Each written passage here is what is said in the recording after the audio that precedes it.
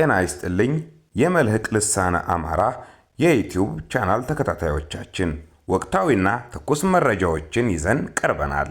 እስከ ዜናው ፍጻሜ አብራችሁን ቆዩ። ዛሬ በመረጃዎቻችን የምናያቸው ዋና ዋና ጉዳዮች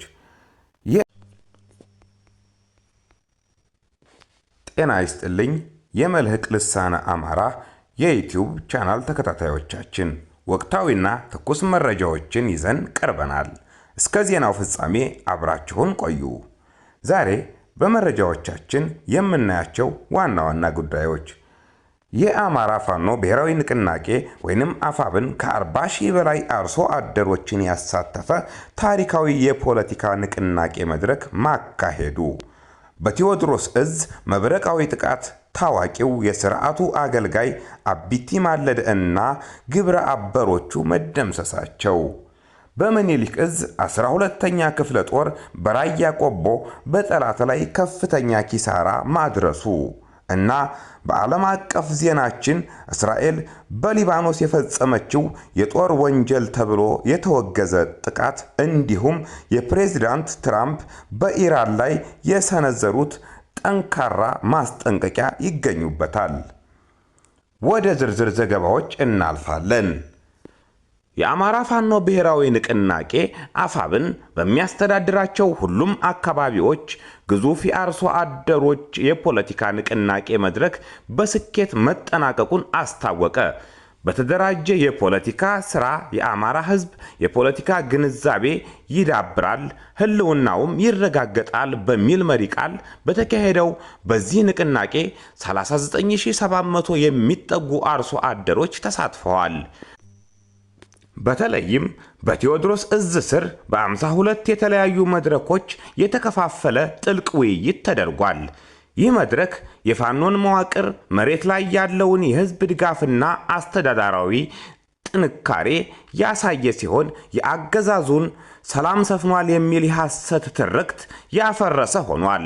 አርሶ አደሮቹም የህልውናው ተጋድሎው እስከ መጨረሻው ድል እንዲቀጥል ጽኑ አቋማቸውን ገልጸዋል። የፍትህ ስርዓት ግንባታ በሸዋ ጠቅላይ ግዛት የሚንቀሳቀሰው የአፋብን አሳምነው እዝ በነፃ ቀጠናዎች የህግና የፍትህ ስርዓትን ለማጠናከር ያለመ የውይይት መድረክ አካሂዷል። በተጉለትና ቡልጋ አውራጃ ስር ከሚገኙ የቀበሌ አመራሮችና የማህበረሰብ መሪዎች ጋር የተደረገው ውይይት በትግሉ ሂደት አስተማማኝ የፍትህ አገልግሎት ለመስጠት የሚያስችል ስምምነት ላይ ተደርሷል። ህልውናችን በተባበረ ክንዳችን ይረጋገጣል ሲልም እዙ አስታውቋል። በመራዊ ከተማ የታሪክ አጋጣሚ ሆኖ ለጠላት አደግድገው የቆዩ ባንዳዎች ላይ መብረቃዊ ጥቃት እርምጃዎች ተወሰደ። የቴዎድሮስ እዝ 102ኛ ኮር 11ኛ ክፍለ ጦር አባላት ትላንትና ምሽት 2 ሰዓት ላይ በመራዊ ከተማ በወሰዱት እርምጃ የቀጠናው ጋንግሪን ተብሎ የሚጠቀሰው አቢቲ ማለደ እና ጌታቸው ፈንቴን ጨምሮ 7 ግለሰቦች ተደምስሰዋል። አቢቲ ማለደ በ2014 ዓመተ ምህረት አርበኛ ዘመነ ካሴን ያስከበበ እና ህዝብን ሲያሰቃይ የነበረ ስመጥሩ ባንዳ መሆኑ ተገልጿል።